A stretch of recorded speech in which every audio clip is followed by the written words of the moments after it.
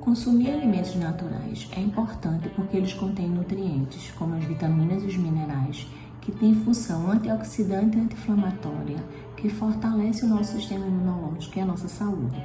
Alguns alimentos podem aumentar a imunidade, como as frutas cítricas, laranja, limão, caju, acerola, ricas em vitamina C. Os vegetais folhosos, verdes escuros como espinafre e brócolis, rico em ácido fólico. As castanhas, os cereais integrais, os feijões, as carnes ricos em zinco, o ômega 3, que vem do azeite, da sardinha, do salmão, também uma boa.